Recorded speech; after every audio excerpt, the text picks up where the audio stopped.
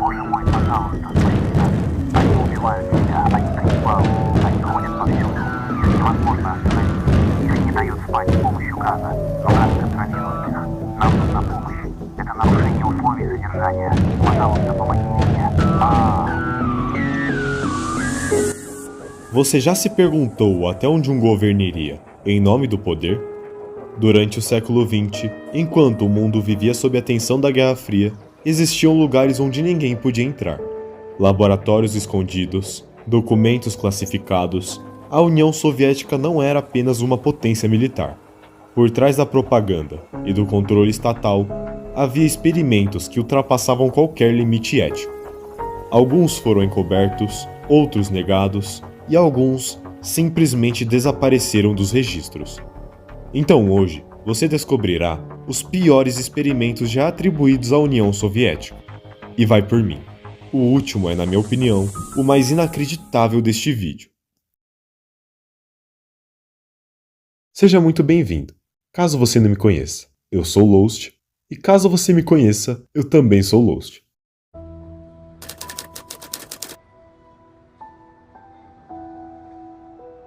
O projeto psicotrônico foi um suposto programa secreto da União Soviética, criado para investigar fenômenos paranormais como telepatia, clarividência, telecinese e até controle mental à distância. Para os soviéticos, a mente humana não era apenas um órgão, era um território inexplorado. A ideia era ousada e assustadora. Eles tinham a intenção de criar soldados capazes de mover objetos com a força do pensamento, espiões treinados para ler a mente do inimigo e agentes que poderiam matar apenas com um olhar. Pode parecer ficção científica, mas durante a Guerra Fria, qualquer vantagem estratégica, por mais absurda que parecesse, era levada a sério. Quando os rumores sobre esses experimentos começaram a circular, o maior rival da União Soviética, os Estados Unidos, decidiu não arriscar. Mesmo duvidando da veracidade, iniciaram seus próprios programas para investigar habilidades psíquicas, dando início a uma corrida paranormal silenciosa. O lado soviético, porém, ia ainda mais longe. Centenas de cientistas, neurologistas e até ocultistas teriam sido recrutados. Eles investigavam pessoas consideradas fora da curva, sensitivos, curandeiros, médiums e clarividentes. Eles estudavam ondas cerebrais, campos bioenergéticos, hipnose à distância e possíveis formas de influência mental remota. Há relatos de testes onde tentaram induzir dor em alvos localizados a quilômetros de distância, apenas com concentração e força de vontade. Oficialmente, nenhum resultado foi comprovado, mas isso não significava fracasso. Na lógica do regime soviético, se existisse 1% de chance daquilo funcionar, já seria o suficiente para continuar investigando, porque se desse certo, o poder seria absoluto. Até hoje, o projeto é envolto de mistério. Parte dos documentos permanece obscura e o tema continua alimentando teorias, debates e obras de ficção, como por exemplo Stranger Things.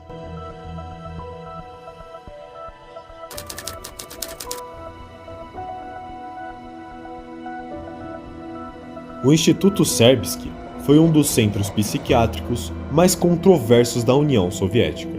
Oficialmente, era apenas uma instituição científica, mas na prática, era uma ferramenta silenciosa de repressão. Durante a Guerra Fria, o regime soviético encontrou uma maneira limpa de silenciar opositores. Não era preciso prender por crime político, bastava apenas declarar que o crítico era mentalmente instável. A lógica era simples e assustadora.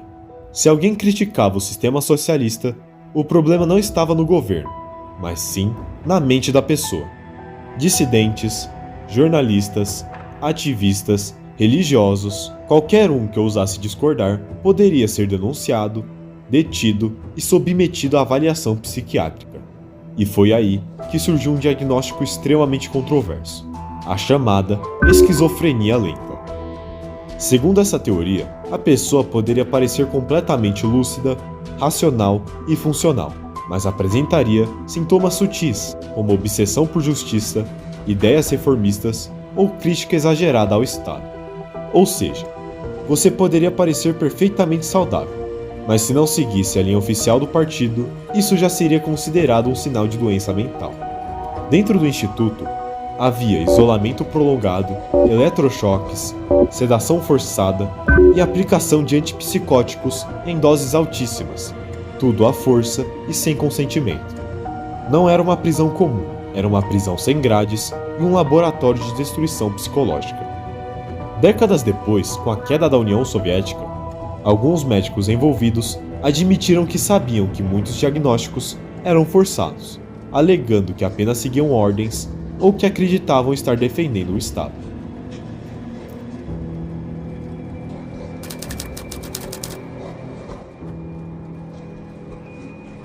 O programa Sonar Zirtsonsky era um projeto que usava ondas sonoras de baixa frequência para provocar distúrbios físicos e mentais em alvos considerados inimigos do Estado.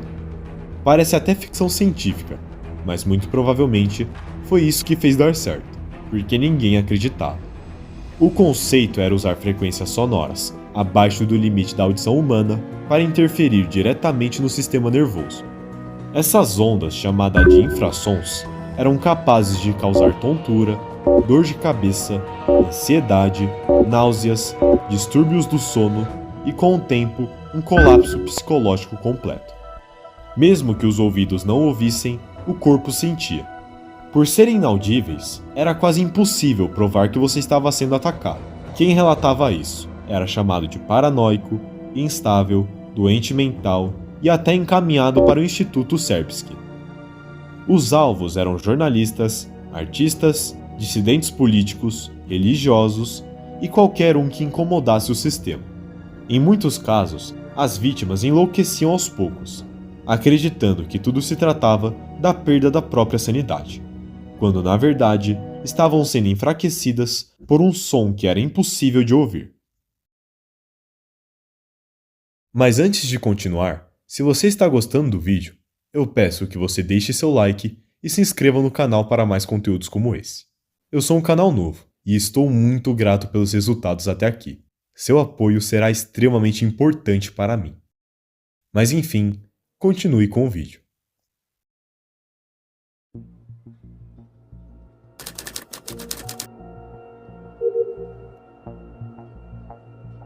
O autoejetor foi uma máquina criada para realizar algo que na época parecia impossível: manter uma cabeça viva mesmo sem o corpo. O experimento foi liderado por Sergei Bokonenko na década de 1930 na União Soviética. A proposta, pelo menos oficialmente, era nobre: desenvolver um sistema capaz de manter órgãos vivos durante cirurgias complexas, abrindo caminho para avanços médicos que poderiam salvar milhares de pessoas.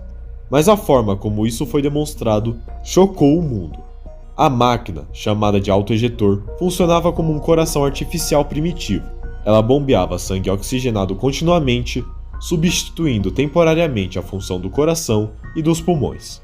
Para provar que o sistema funcionava, os cientistas conectaram a cabeça de um cachorro ao equipamento e então filmaram. The isolated head lives on for hours and reacts to external stimuli.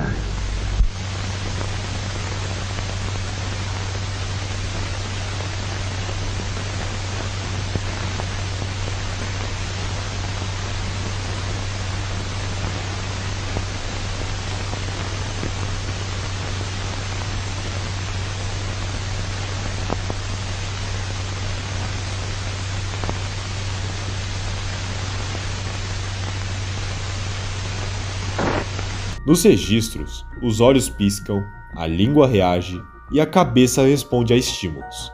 Mesmo separada do corpo, havia sinais claros de atividade. Para o governo soviético, aquilo não era crueldade, era progresso. Uma demonstração de superioridade científica em plena corrida ideológica contra o Ocidente. Naquele contexto, o avanço científico estava acima de qualquer dilema moral. Décadas depois, tecnologias baseadas nesse mesmo princípio dariam origem às máquinas coração-pulmão modernas, fundamentais em cirurgias cardíacas e transplantes. Ou seja, algo que começou de forma perturbadora acabou contribuindo para salvar inúmeras vidas. Mas a pergunta permanece: Quantas fronteiras éticas precisaram ser ultrapassadas para que esse tipo de avanço fosse possível?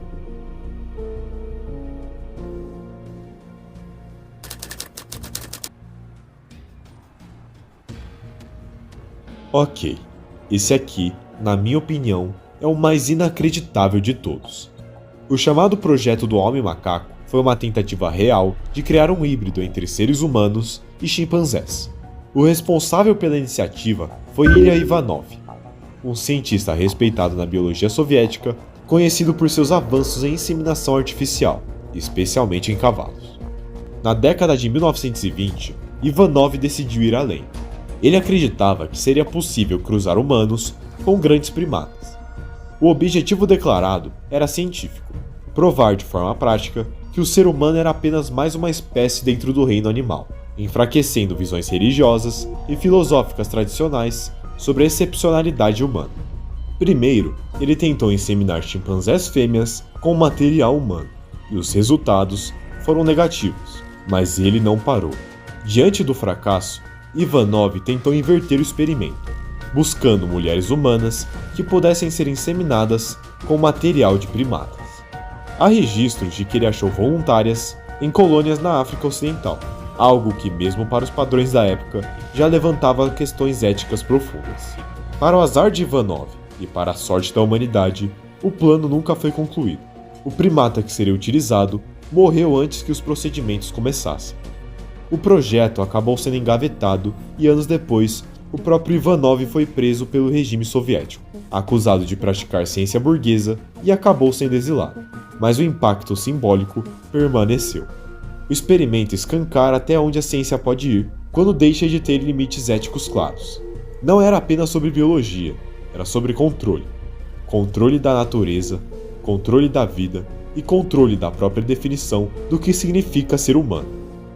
Com o tempo, surgiram teorias da conspiração dizendo que o verdadeiro objetivo seria criar uma força de trabalho híbrida, fisicamente mais forte e intelectualmente limitada, obediente ao regime, mas não há provas concretas disso.